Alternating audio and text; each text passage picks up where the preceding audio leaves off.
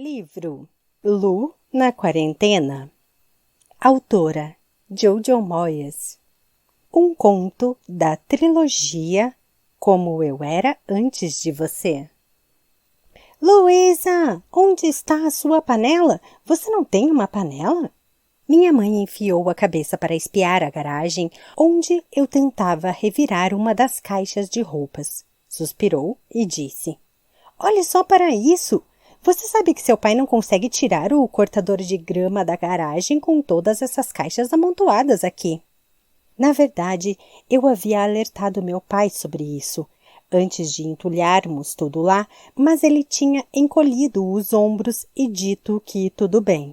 Era quase impossível vê-lo agora, sentado em uma espreguiçadeira no nosso minúsculo jardim com a grama na altura da cintura, enquanto abria outra cerveja. Uma pena, murmurou ele, dando um grande gole.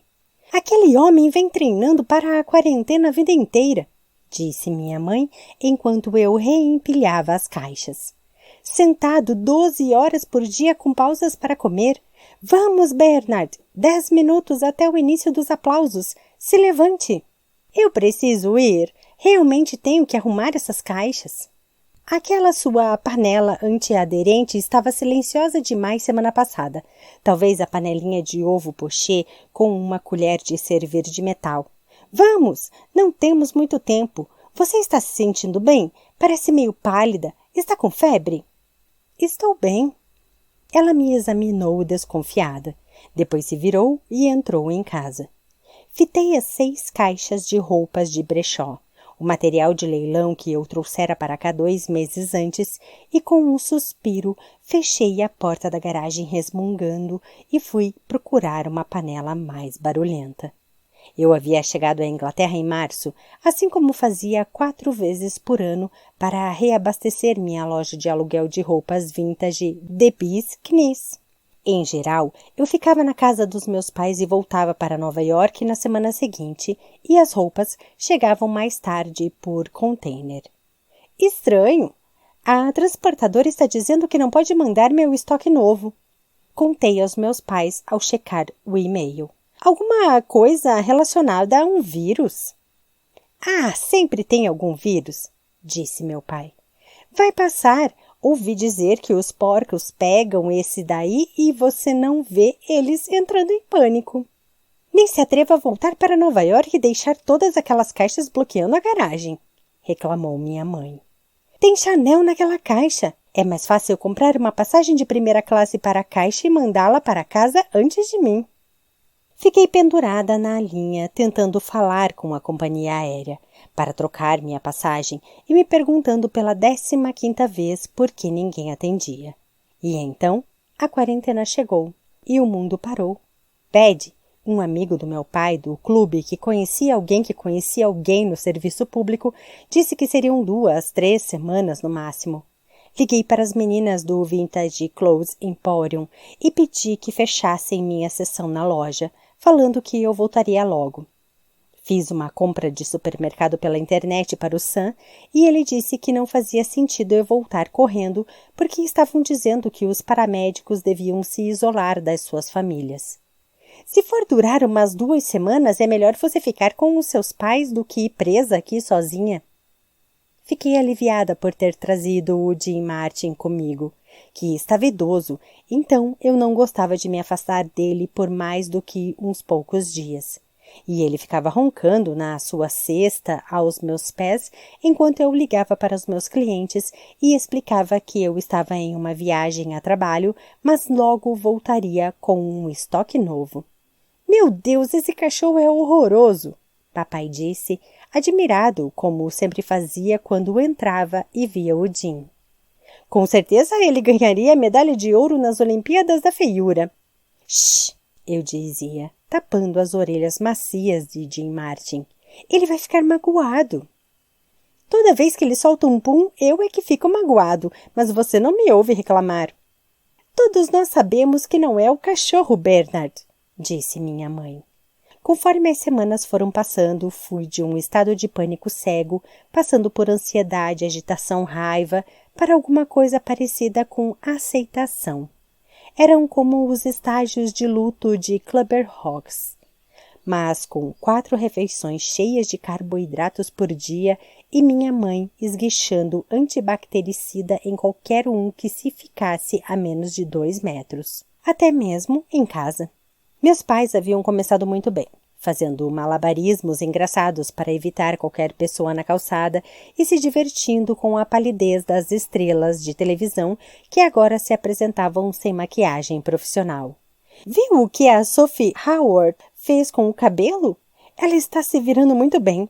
Eu adoraria saber qual bob térmico que deram para ela. Mas dá para ver os cabelos grisalhos aparecendo no homem do tempo, concordou meu pai. Eu acho que ele passou uma cera de polir hoje. Parece o Thunderbird. Minha mãe e eu fazíamos os exercícios do personal trainer e apresentador de TV Joy Wicks, todo dia de manhã na sala, rindo e suando e tentando não cair em cima da mesinha de centro. Resmungávamos com as notícias oficiais do governo no rádio à noite e minha mãe atacava os germes invisíveis que pudessem ter rastejado para dentro de casa com o empenho e a impiedade de um assassino de aluguel, passando água sanitária nas maçanetas, nas argolas de cada cortina, nas patas do Jim Martin, além de checar nossa temperatura 3 vezes por dia. A casa nunca estivera tão limpa.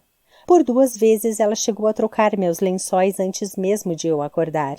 Fazíamos reuniões familiares pelo Zoom, nas quais, em geral, Trina e eu tentávamos conversar enquanto Lila, a filhinha dela com Ed, dava beijos molhados na tela e minha mãe esfregava o computador com um lenço umedecido.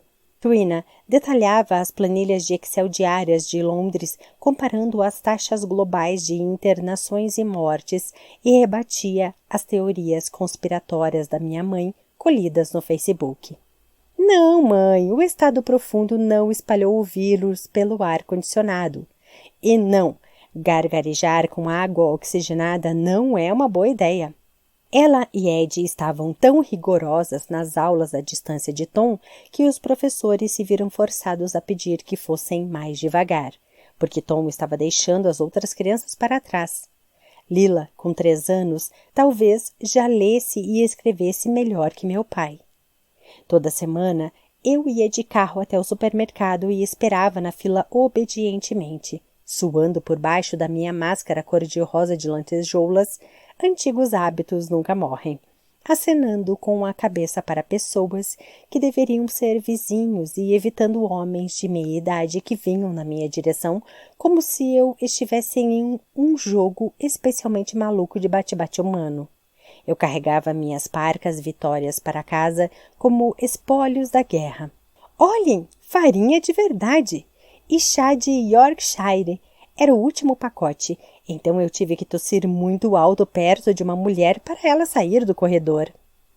E toda quinta-feira nós saíamos e batíamos palmas e comentávamos como era bom ver todos os vizinhos conversando. Minha mãe nos cutucava para continuarmos aplaudindo até que estivéssemos batendo as mãos já moles como focas exaustas. Eu não quero ouvir a Ciobando 42 dizer que não apoiamos a saúde pública, sibilava a mamãe. Mãe, você está batendo na tampa de uma panela distribuindo bolinhos para profissionais dos CTIs e usando um avental com a frase "Eu amo o Serviço Nacional de Saúde" bordada. Acho que eles já entenderam. Já fazíamos isso havia 8 quintas-feiras. Eu dizia a mim mesma que esse era um período estranho e breve e que logo eu veria o Sam de novo. Minha vida normal ia voltar.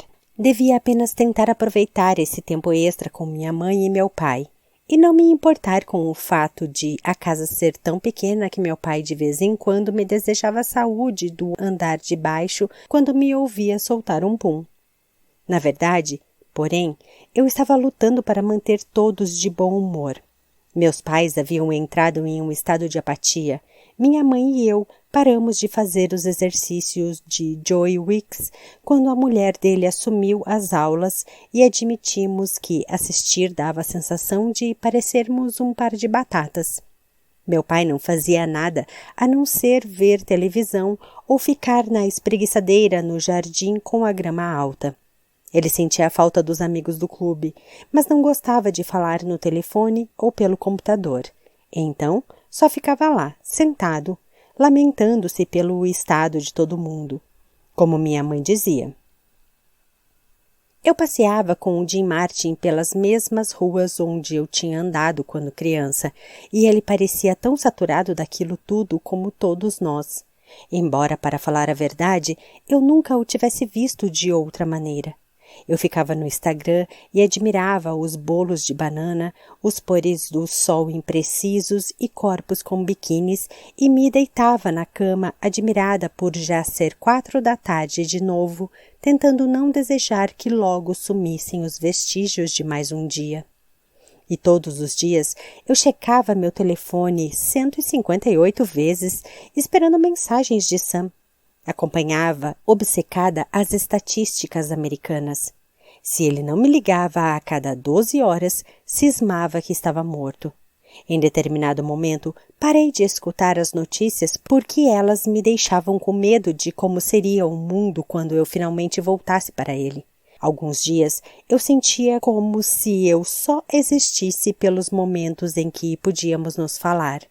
Estou com saudades. Estou com saudades. Também estou com saudades. Algumas vezes parecia que isso era tudo o que falávamos um para o outro. Eu sentia saudades do Sam como se alguém me tivesse tirado um suporte vital. Eu podia fechar os olhos e descrever exatamente como era deitar junto dele. Minha cabeça no seu peito, minha perna atirada sobre a dele, a maneira como o braço dele me envolvia, me trazendo para perto. Sentia as saudades das manhãs de domingo nas lanchonetes de Columbus Circle, das noites de sexta com as comidas trazidas de restaurantes e das nossas caminhadas pelo Jardim Botânico no Prospect Park.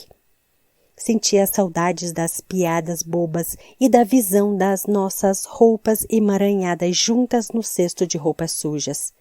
E de pensar nele me esperando na moto, no lado de fora da loja, quando terminava um plantão. Toda manhã havia um momento em que eu acordava e tentava alcançá-lo sem olhar. Quando percebia que ele não estava ali, era como se um abismo se abrisse diante de mim. E eu tinha que me levantar de um salto para me obrigar a começar o dia. Parece que isso nunca vai acabar, eu disse na nossa última ligação. Eu não tinha muito o que contar para ele. As coisas que ele tinha para me contar, as chamadas de emergência, as intermináveis trocas de roupa de proteção, a exaustão, as mortes, o oxigênio, as sirenes, as sirenes, as sirenes. Ele não queria dividir. Você sabe o que os alpinistas dizem? Perguntou ele, após um momento.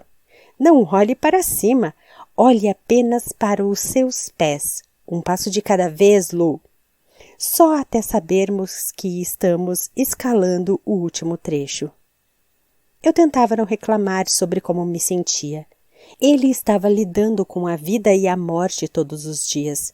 Eu estava lidando com o fato de o meu pai ter comido os biscoitos de chocolate que eu estava guardando no armário em cima do fogão.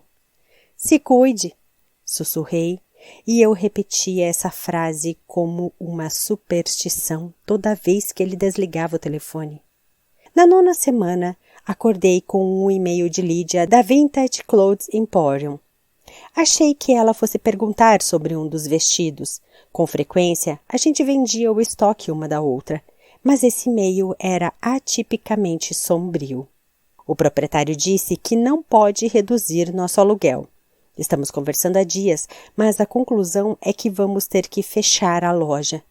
Na melhor das hipóteses, vender tudo online.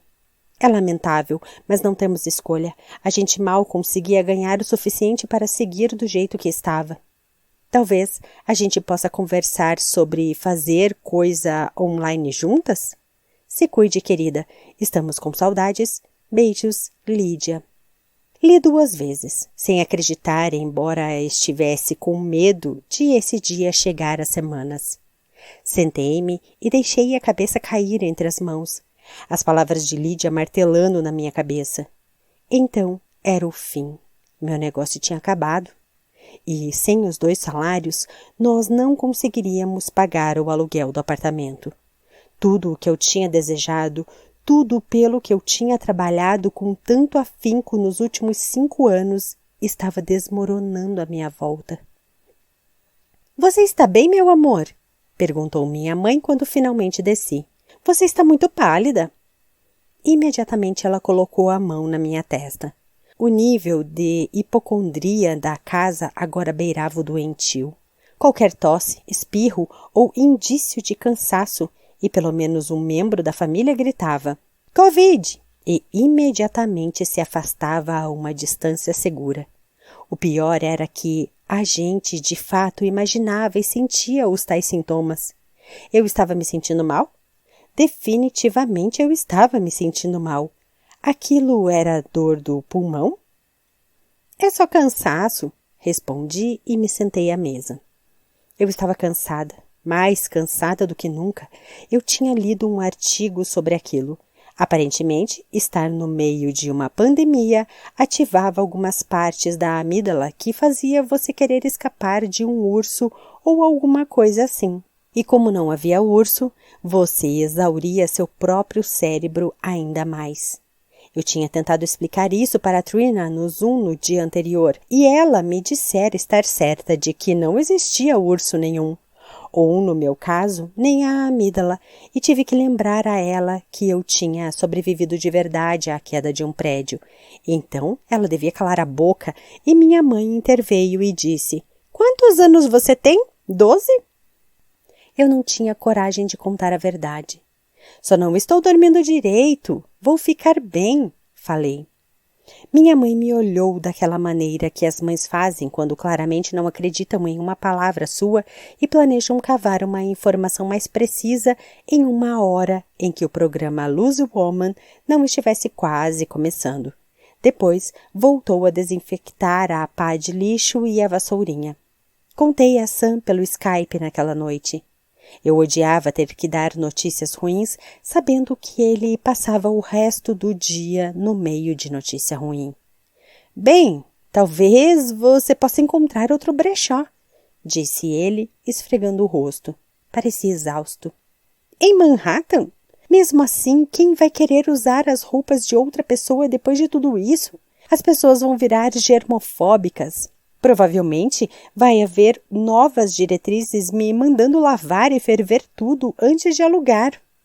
Não tem como saber. E como vamos conseguir pagar o apartamento? Nós temos dinheiro guardado, mas não é suficiente. Vamos nos preocupar com isso quando estivermos juntos de novo? Desculpe, eu só estou triste, eu acho. É como se tudo estivesse se acabando e eu nem tive a chance de me despedir. Não está tudo se acabando, nós estamos bem, não estamos? Olhe, talvez isso nos force a tomar algumas decisões. Devo ter parecido cética. Tudo está mudando, Lu. Talvez esse seja um momento para nós também mudarmos. Sam e eu éramos campeões em não tomar decisões, segundo minha irmã. Adiávamos tudo. De vez em quando falávamos sobre voltar à Inglaterra. Sentíamos falta das nossas famílias e Sam queria morar na casa dele, não em um minúsculo apartamento superfaturado. Só que não tomávamos nenhuma iniciativa para ir embora. Havíamos conversado sobre começar uma família. Ver Ed grávida de Lila aflorou meu instinto materno e, como meu pai dizia, com excessiva frequência, eu não estava ficando mais jovem. Meu pai, minha mãe e eu víamos pelo computador as crianças correndo sem parar e minha mãe dizia, com lágrimas nos olhos, que estava perdendo a infância dos netos e eu sentia uma pontada de tristeza, pois cada mês longe de Sam significava que eu estava perdendo uma oportunidade. Tínhamos combinado de conversar sobre o assunto sem falta quando eu voltasse, ou quando ele estivesse menos cansado dos plantões. Arrumaríamos um espaço nas nossas agendas e nos sentaríamos e decidiríamos tudo. Mas, de alguma maneira, quando se tratava de uma conversa com o potencial de mudar tudo, onde morávamos, se nos casaríamos, o que eu faria em relação aos negócios, nenhum dos dois nunca se sentia pronto ou adulto o suficiente para iniciar. E, na verdade, fora Sam, eu nem tinha certeza do que queria. Quando eu voltar, eu disse. Acho que podíamos conversar agora, mas...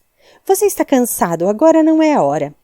Ele esfregou os olhos e desejei poder puxá-lo para perto de mim. Estou com saudades. Estou com mais saudades. Impossível. Ele sorriu e eu me senti um pouco melhor da maneira como sempre me sentia quando Sam sorria para mim.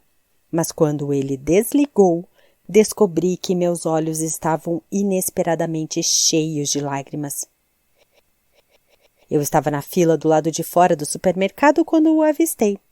Estávamos parados, em cima das marcações a 2 metros de distância, arrastando os pés mais uma seção à frente, usando máscaras e olhando furiosamente para qualquer um que se aproximasse um passo além, quando notei algo familiar no homem 3 marcações atrás. Ele estava parado, a barriga pendurada por cima da calça de moletom, o corpo caindo, exausto, sobre um carrinho de bebê no qual 3 crianças pequenas berravam e choramingavam, empurrando mamadeiras de leite semivazias, uma para as outras. Estreitei os olhos e ele baixou a máscara. — Patrick? Falei e o encarei. — Lu? Exclamou ele. As 2 pessoas entre nós deram um passo para trás, como se nossa conversa pudesse gerar germes. — Você está... Uau! São seus? Ele abriu um sorriso. — Sim, todos os 3. É ótimo ser pai. Simplesmente maravilhoso. Melhor coisa que eu já fiz. A patroa estava precisando de um tempo essa tarde, então eu disse que traria as crianças. Achei que não fosse permitido trazer crianças ao supermercado. Ah, eu deixo do lado de fora, ninguém vai levar mesmo.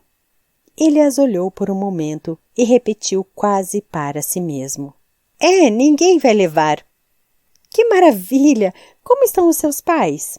Bem, respondeu e esfregou os olhos. Todo mundo está bem, a vida está ótima, quer dizer, não tenho tido muito tempo para treinar, então não estou muito em forma agora, mas, você sabe, vou voltar ao antigo Ironman logo logo. Claro! Diplomaticamente parei de olhar para a barriga dele. Nós nos encaramos por 1 minuto. Daquela maneira como as pessoas fazem quando antes eram ligadas e agora não entendem o que as unia. Então, você ainda está morando em Nova York? Estou, fico aqui até a quarentena acabar, depois vou. Direto para um avião. Isso! Isso aí, tempos estranhos, tempos estranhos. Não era só que ele não se parecesse com Patrick. Parecia com alguém que tivesse engolido Patrick. Eu ainda estava tentando me ajustar a essa nova versão do meu ex-noivo quando ele disse: Uma pena o Sr. Traynor.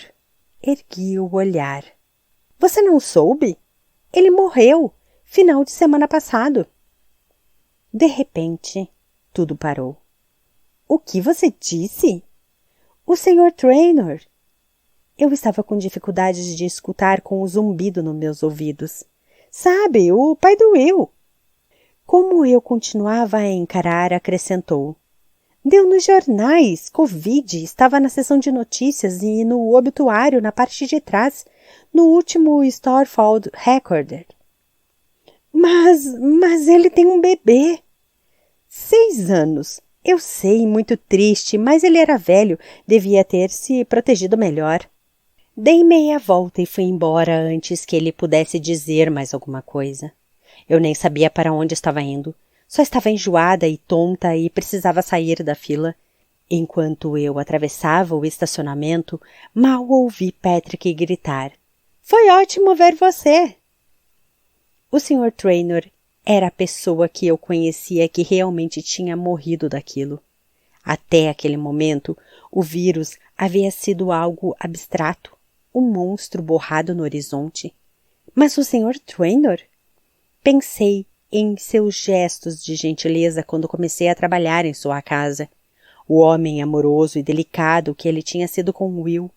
Senti uma tristeza enorme pela Sra. Traynor, apesar de estarem divorciados. Pensei em Lily. Mal tínhamos nos falado naquele ano, E agora eu me sentia péssima. Um dos últimos elos que ela ainda tinha com o pai se fora. Essa coisa era real. Tudo tinha mudado. Tentei ligar 3 vezes para o Sam naquela noite, mas ele não atendeu. E lutei contra uma crescente sensação de pânico.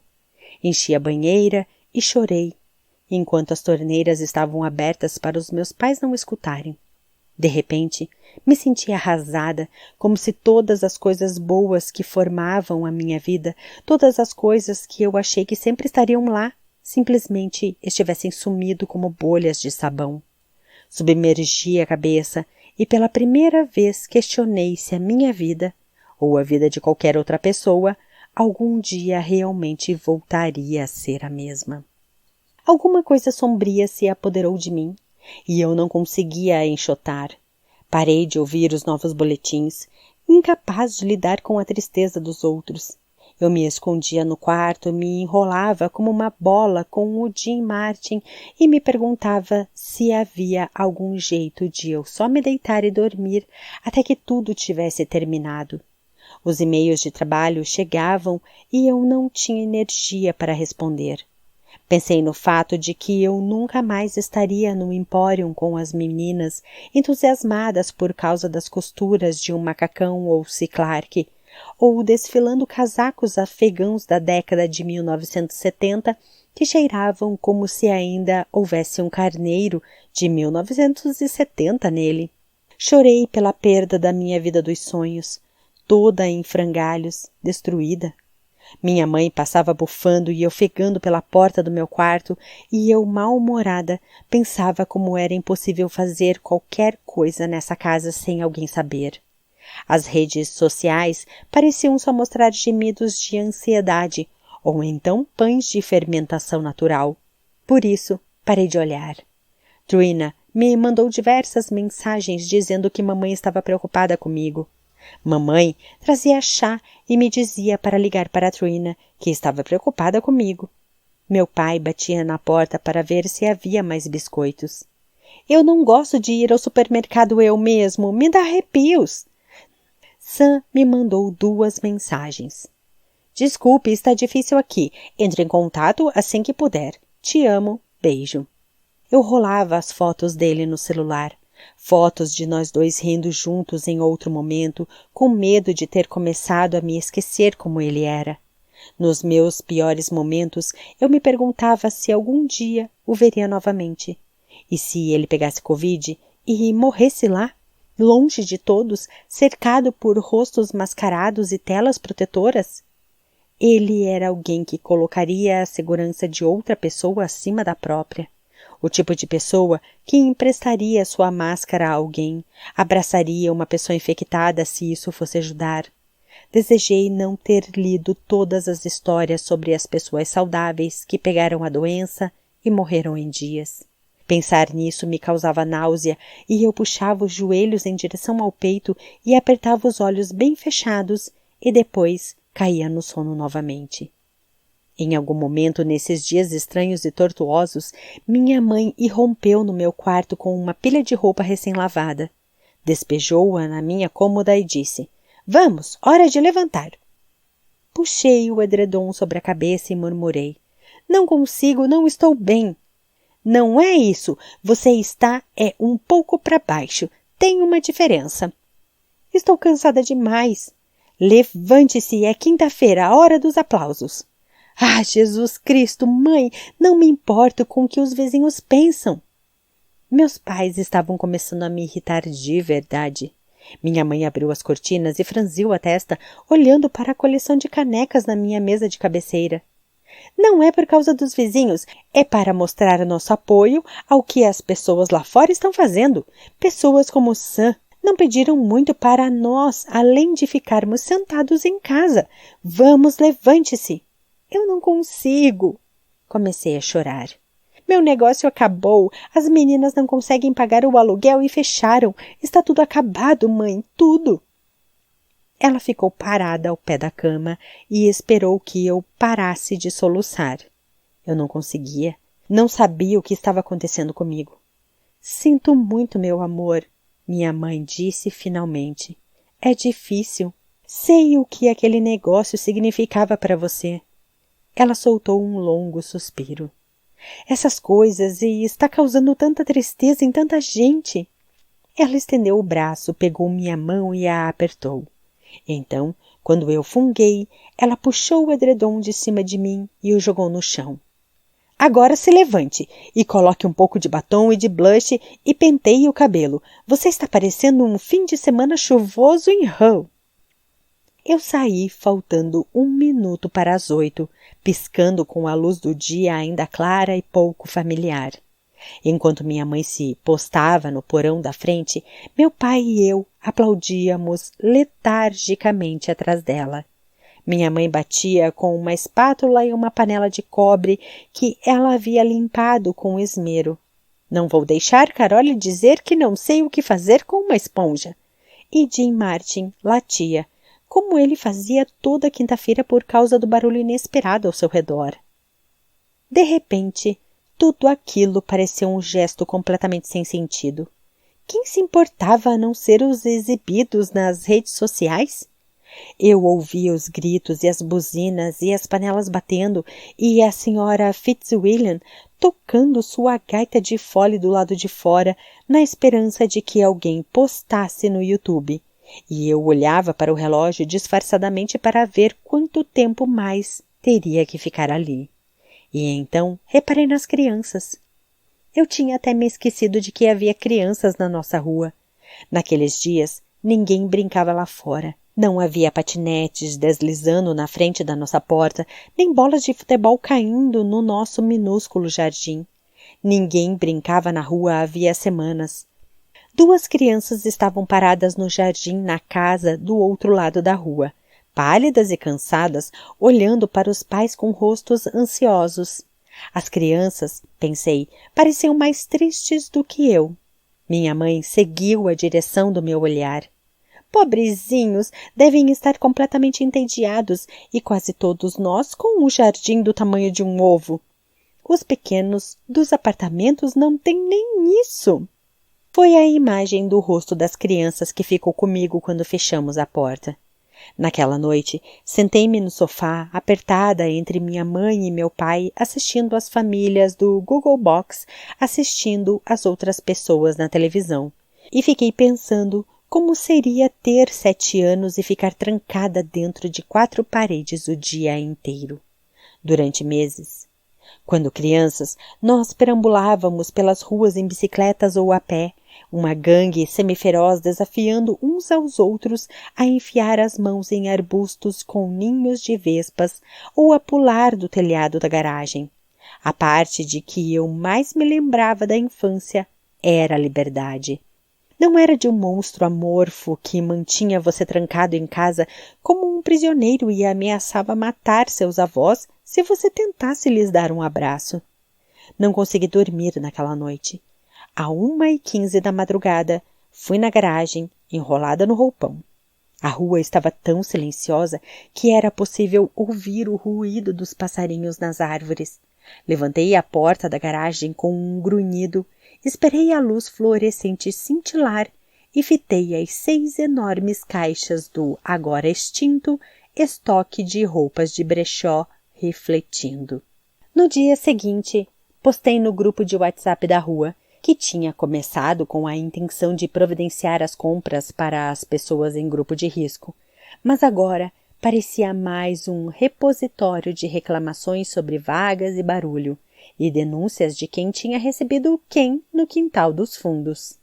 Me diga seu personagem de livro ou televisão preferido e quantos anos você tem e farei uma fantasia para você usar na hora dos aplausos da semana que vem. Não precisa pagar nada. Louisa Clark, Rua Renfrew 17. Aluguel de roupas de Bisknis. Durante o dia, nada aconteceu. Fiquei pensando se as pessoas acharam que era um golpe ou então se era só um pouco esquisito. E então, às 6 da tarde, soou a notificação do WhatsApp no celular. Se é a senhora da casa em frente, eu gostaria de ser a princesa Elsa do Frozen. Tenho 8 anos. Meu irmão gosta de Onde está o Wally? Ele tem 5. Michelle Holdman, número 14. Mãe, você conhece a Michelle Holdman? Ah, sim, um amor de menina, um cabelo ruivo lindo.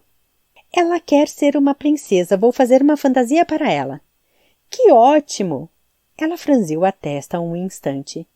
Eu só queria dizer que ela gosta de comer. Você não quer que a roupa fique pequena. Entendi. Atravessei a rua até o jardim do número 14. Toquei a campainha e pedi à mãe de Michelle Rodman para que ela aparecesse na janela de forma que eu pudesse ter uma ideia de suas medidas. A garota apareceu atrás do vidro com um sorriso tímido. Depois, o irmão surgiu de repente e colocou a língua para fora, e dei 2 joinhas para eles ao me afastar. Levei uma tarde inteira. Vasculhei 2 caixas de roupa na garagem e desfiz um roupão azul claro de cetim de algodão e sobrepus uma cortina rendada brilhante. Onde está o Wally foi um pouco mais desafiador, mas adaptei uma camiseta listrada entrando um pouco nas laterais. Fiz um pompom com um novelo de lã e um pedaço de cartolina e o costurei em um velho gorro de lã do Tom. Mostrei o resultado para minha mãe e ela bateu palmas. Ai, eles vão amar, Luísa. Você é realmente maravilhosa com a agulha e a linha. Mais importante, um dia inteiro se passara sem eu me dar conta. Fiquei tão imensa naquele trabalho que mal tive tempo para me preocupar com o resto da minha vida. Naquela noite, dormi 10 horas e meia seguidas. No dia seguinte, chegou uma mensagem do número 27. Posso pedir uma fantasia, por favor? Tenho 9 anos e quero ser o Lord Voldemort. Essa era fácil. Havia um pijama verde escuro de um tom musguento no qual eu fiz bainha e ajustei a gola. O rosto seria mais difícil, mas eu deixaria para os pais dele resolverem como retirar o nariz. Os pedidos começaram a pipocar em seguida. Eu tinha Pipi Meia Longa, RuPaul, A Pequena Sereia. Fiz o cabelo com lã laranja e costurei em uma faixa. E a Lyra, de Fronteiras do Universo. Eu me sentia útil de ter alguma coisa para fazer, acordar com uma tarefa e ficar com a sensação de que tinha produzido alguma coisa no final do dia. Minha mãe pegou a máquina de costura e começou a me ajudar, tricotando um cachecol para Harry Potter ou dando um jeito em algumas peças para construir uma fantasia de Batman. Ela achou um grande pijama do meu avô para fazermos um Wee Willie Winky, e nós duas nos vimos imóveis na frente da gaveta aberta, fitando os tecidos macios em suas mãos. Fico feliz que ele não esteja aqui para ver isso, disse minha mãe, dobrando a roupa delicadamente. Eu também. Dei-lhe um rápido abraço. De repente surpresa com a estranheza que causava estar em contato tão próximo com outro ser humano. Na manhã de quinta-feira, minha mãe e eu caminhamos ao longo da Hampshire Road e deixamos as fantasias embaladas do lado de fora das casas de quem havia encomendado, batendo nas portas para avisá-los da entrega, e depois aguardamos. Às 7:55, tendo mamãe escolhido a melhor panela e a pior colher de pau, eu vivo quebrando as colheres, nos aventuramos até a entrada de casa. Papai ergueu uma cervejinha para os vizinhos do outro lado da rua.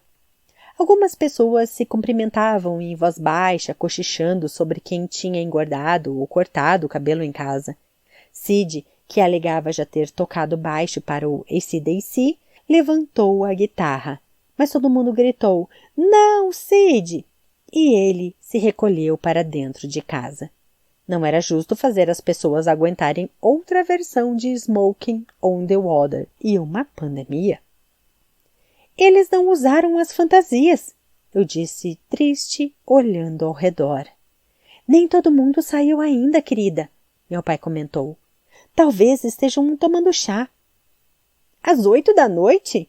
Não moramos no continente, replicou minha mãe. E então, assim que os primeiros vivas ecoaram na rua, surgiu Lord Voldemort. Os pais do menino colocaram uma meia de seda clara no seu rosto a fim de embaçar seus traços, o que me pareceu, tinha que admitir, incrivelmente assustador. Acenamos para ele e aplaudimos com entusiasmo, e então Lyra se colocou na frente dos pais, uma lontra de pelúcia no ombro.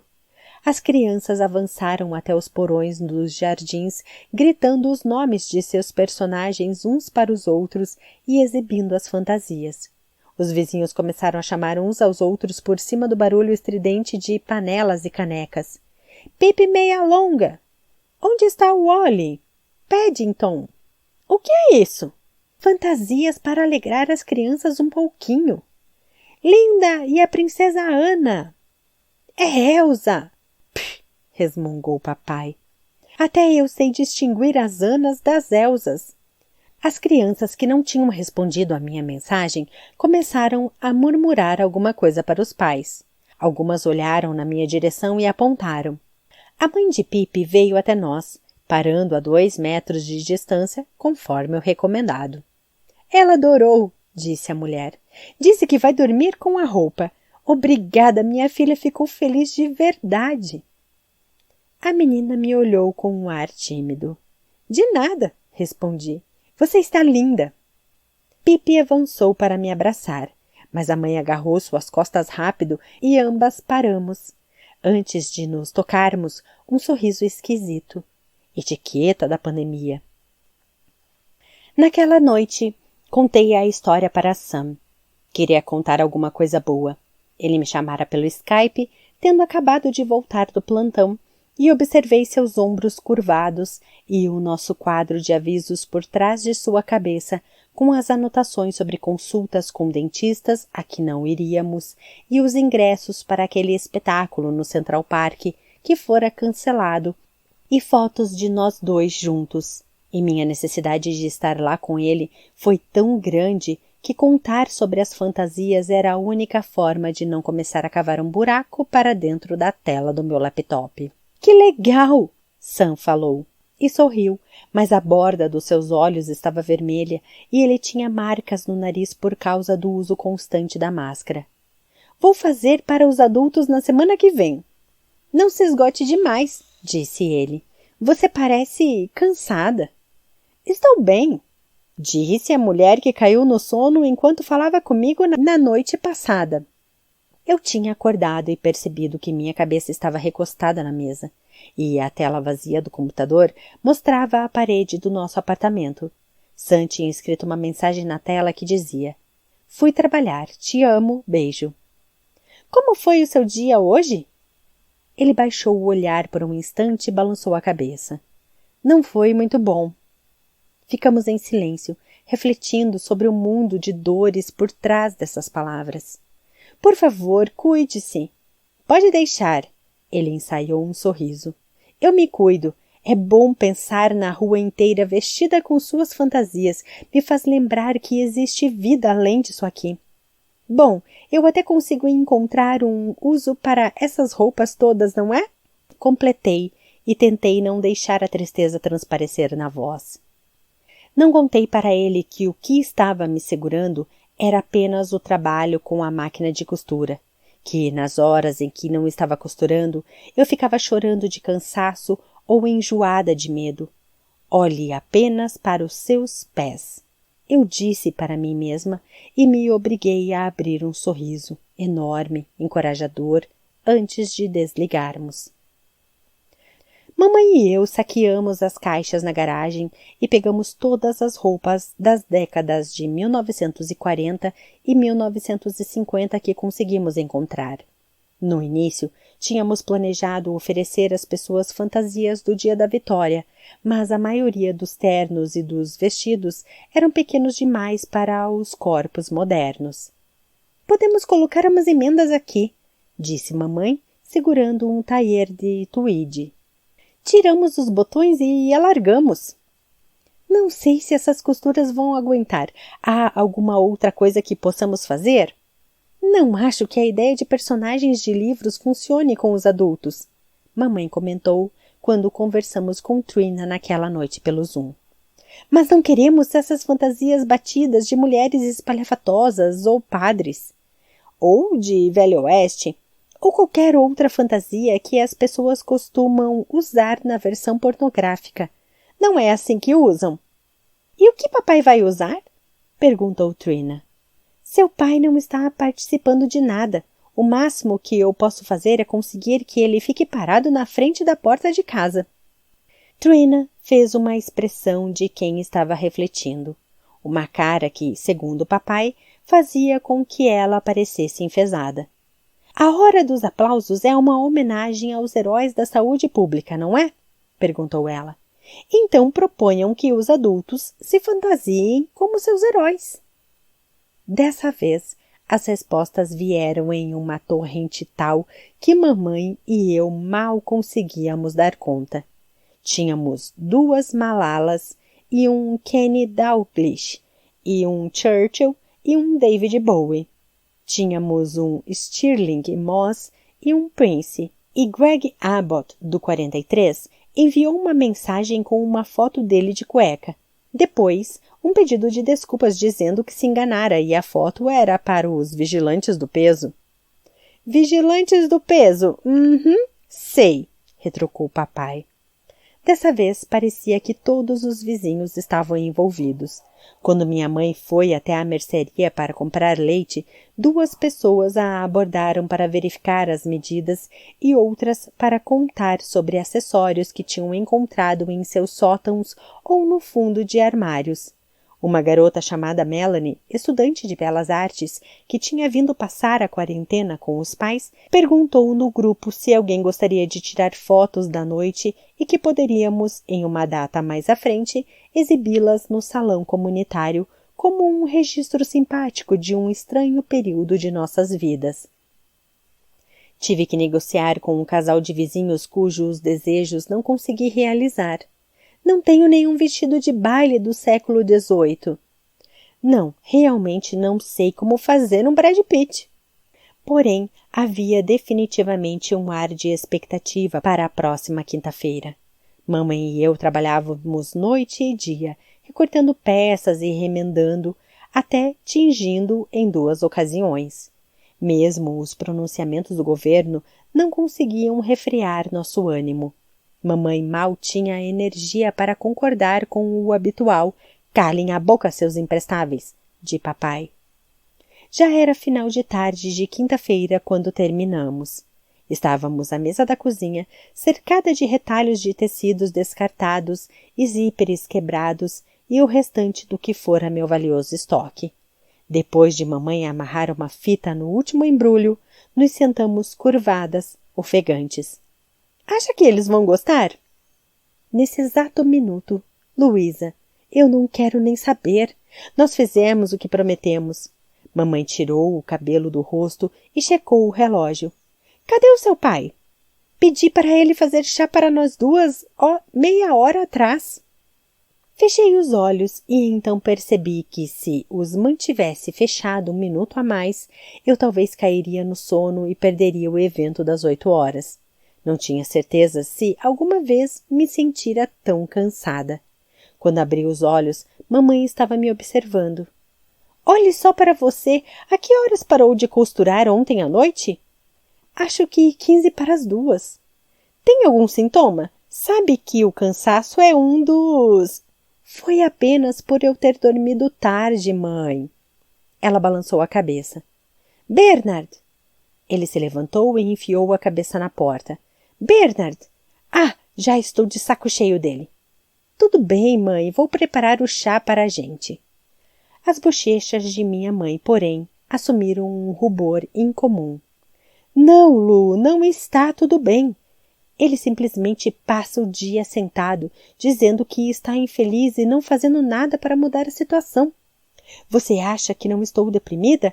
Acha que não tenho vontade de chorar um pouco toda manhã ou de noite quando fico acordada na cama preocupada com o que vai acontecer? Sinto falta da faculdade de um jeito que você nem imagina. Sinto falta das minhas idas a Londres. Chego a sentir dor física de tanta saudade dos meus netos. Mas alguém tem que fazer as coisas, alguém tem que preparar a comida e manter a casa em ordem e fingir para as crianças que tudo vai acabar bem. Alguém tem que tentar, só tentar. Seu pai faz com que eu me sinta muito sozinha às vezes. É isso. De qualquer forma, fico feliz que você esteja aqui, porque francamente não sei como eu conseguiria passar por tudo isso sem você. Ela soou o nariz com vigor. Depois, quando me levantei sem ânimo e coloquei a chaleira no fogo, inspirou profundamente. Me desculpe. Não tem do que se desculpar, mãe. Mas eu não devia me lamuriar na sua frente. Não pense que eu não sei que está sentindo saudade do Sam. Eu sei. É horrível estar longe da pessoa que você ama, e acho que você está sendo muito corajosa sobre o seu negócio e tudo mais.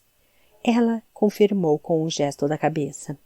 Muito corajosa mesmo, só queria que soubesse disso. Minha mãe e eu não somos muito de abraçar, mas posso dizer que o abraço que ela me deu naquele momento foi um dos melhores que já recebi na vida. Mamãe tinha separado o escorredor de macarrão e um pegador de salada de metal com excelentes qualidades de decibéis para o papai usar nesta semana. Mas quando chegou a hora dos aplausos, ele ainda não tinha aparecido. É a cara dele escolher justamente essa hora para dar uma caminhada, resmungou minha mãe, amarrando seu avental de Eu amo Serviço Nacional de Saúde. Mas não consegui que ele fosse ao parque comigo, não é? Ela ainda estava furiosa por ele não ter preparado o chá. Minha mãe era capaz de guardar ressentimento por séculos. Limpei o rosto. Eu não tivera muito tempo de me ajeitar. Na verdade, mamãe e eu tínhamos nos esquecido completamente de separar alguma fantasia para nós mesmas. Mas vesti o casaco Chanel, que era o tesouro escondido de minhas 6 caixas de roupa de brechó, e combinei com culotes azul marinho e um par de calçados Mary Jane brancos. Qual era o sentido de poupar qualquer coisa para os dias melhores? Afinal de contas, e se esse fosse o melhor? Mamãe penteou o cabelo e colocou um pouquinho de perfume, como se alguém, além de mim, fosse sentir o cheiro, e ficou junto ao porão munida de seu avental especial e de sua segunda melhor colher de pau, apoiada no fundo de uma panela, como uma percussionista esperando o maestro levantar as mãos. — Olhe eles ali, Lu! Veja! Enquanto observávamos, nossos vizinhos começaram a sair de suas casas. No início, um pouco constrangidos, e depois rindo e acenando quando perceberam que não eram os únicos. Havia um Gandhi, criado com o lenço velho do quarto de hóspedes. Havia o Prince, a Laila do 120, com o cabelo penteado para cima formando um topete volumoso e um macacão roxo da década de 1970, no qual eu tinha costurado umas dragonas. Eu me vi abrindo um largo sorriso à medida que as pessoas surgiam, aplaudindo ao notar seus acessórios feitos em casa, uma guitarra de cartolina ou uma peruca extravagante. Quanto empenho! Fiquei muito contente em ver as fantasias de todos os outros, os gritos para explicar por que cada um dos personagens era importante para a pessoa, e, enquanto aplaudíamos e dávamos vivas, e o sino da igreja marcava as 8 horas, e as panelas começavam a bater para além desse barulho, comecei a sorrir diante da alegria estampada em todos os rostos. A agitação das crianças disparando de seus jardins para verem as fantasias das outras pessoas, rindo e apontando.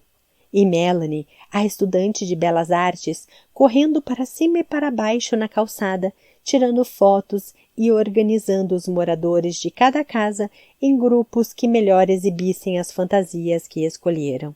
Quando Sid começou a tocar We Could Be Heroes na guitarra, ninguém nem reclamou. — Nós fizemos isso, Lu! Disse minha mãe radiante. — Olhe como todo mundo está contente! Olhe para isso! Ah, estou até com vontade de chorar.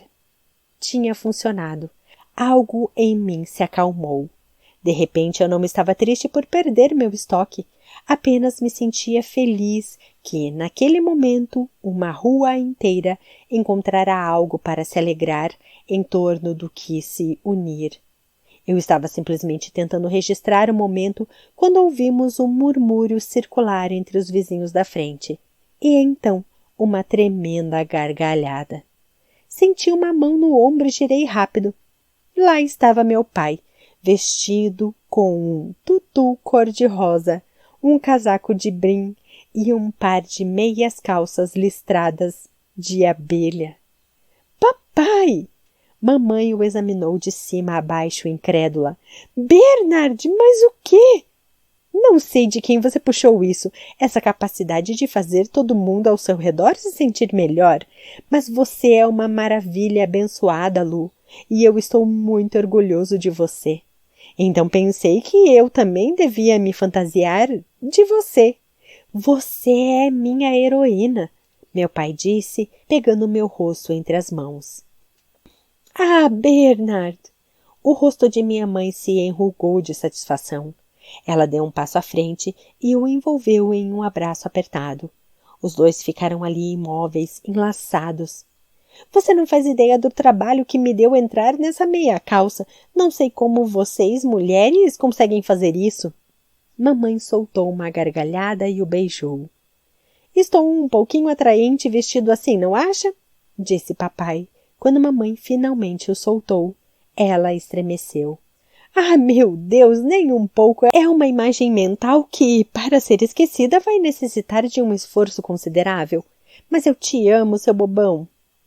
E então, olhando ao redor, percebi que os vizinhos não estavam observando meu pai, mas a mim.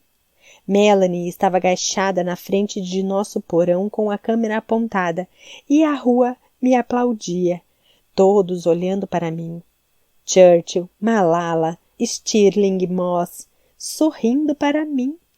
Balancei a cabeça na direção da lente da câmera, envergonhada, querendo dizer que isso parecia errado, que deveríamos nos ater aos funcionários da saúde, que eles eram os verdadeiros heróis e que desviar a atenção era...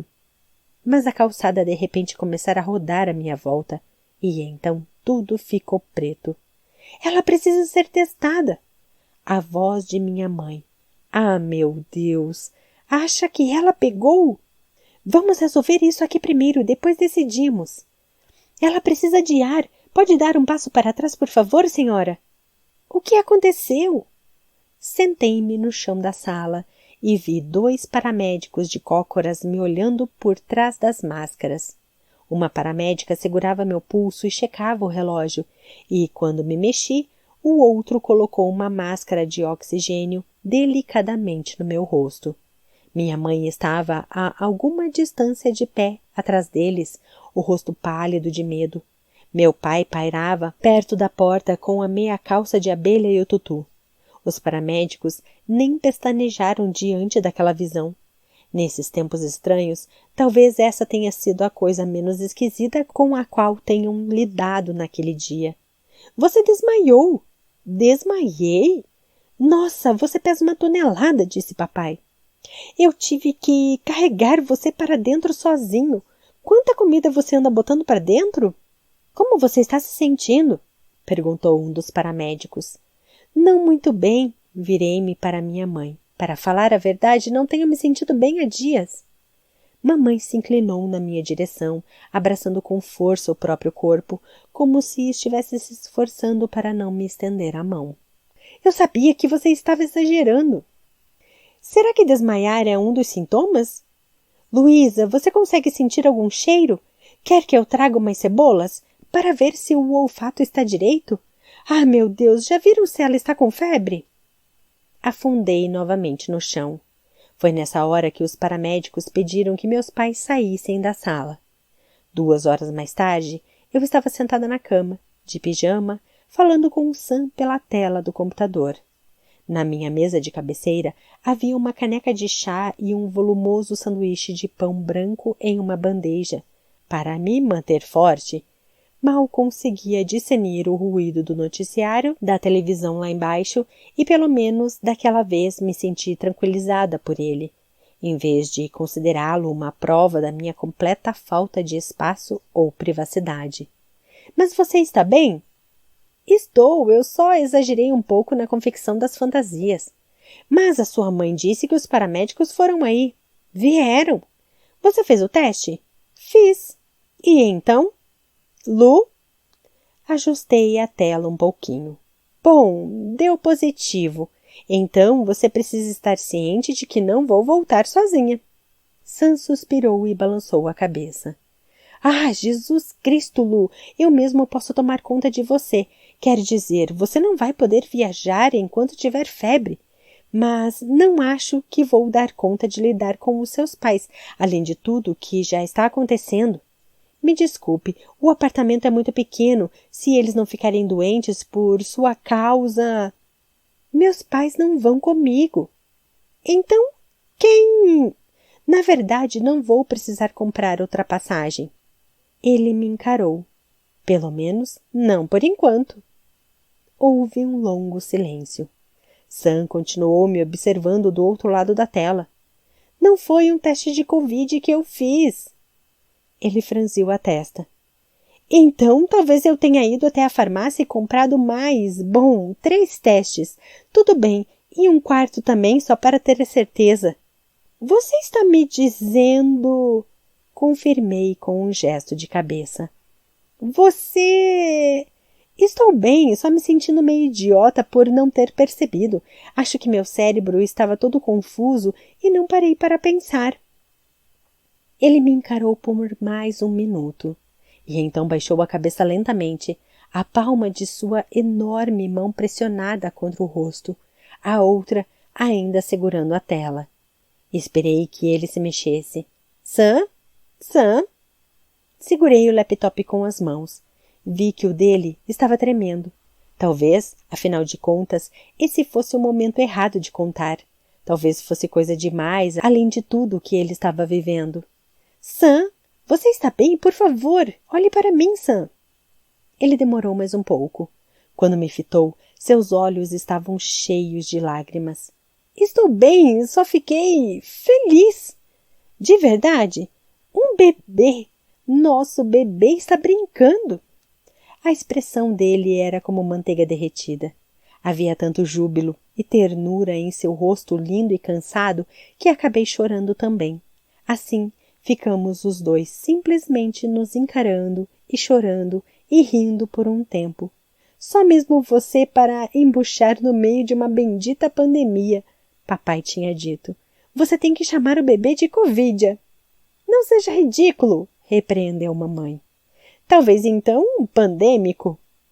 Ah, Lu, meu amor, parabéns. Inclinei a cabeça. Bom, talvez você seja um pouco responsável pela situação. Menos do que um pouco, obrigado. Ele secou o rosto. Um bebê, ainda não consegui processar. Bom, você tem 6 meses e meio para processar isso. E tá tudo correndo bem? Tudo bem, 10 semanas já. Eu estava me sentindo um pouco indisposta, mas pensei, sabe, nós estamos cheios de sintomas esquisitos ultimamente. 10 semanas! Certo. Isso é... meu Deus, como eu queria que você estivesse aqui. Eu ia te dar um abraço muito apertado em você e... na minhoquinha. Vamos ter que pensar em um nome melhor. Ficamos nos olhando cheios de sorrisos. De repente, só conseguíamos pensar no futuro. Dava para ver no rosto dele, nós dois com um bebê, um Sam pequenino e rechonchudo. Sam, o rosto inundado de amor. Meus pais encantados e entusiasmados no andar de baixo, tomando uma cerveja e rindo sem parar, com um prazer compartilhado. Um futuro que subitamente se encheu com a perspectiva de felicidade e de esperança. Vamos ter que tomar algumas decisões agora. Vamos! Mas coisas boas realmente acontecem, Sam Fielding, eu disse, pressionando minha mão na tela. Ele ergueu a mão e a colocou contra a minha. E de repente, voltar a vê-lo não me pareceu um projeto tão distante assim. Não é? Sam fechou os olhos por um instante e assentiu. Sim, acontecem, Louisa Clark. Coisas boas realmente acontecem.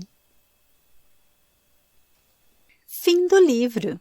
Quer apoiar o canal na compra dos livros? No primeiro comentário fixado ou na descrição do canal tem a chave de e-mail que você pode fazer um Pix. Agradeço o seu apoio e te espero no próximo livro. Livro Lu na quarentena. Autora Jojo Moyes.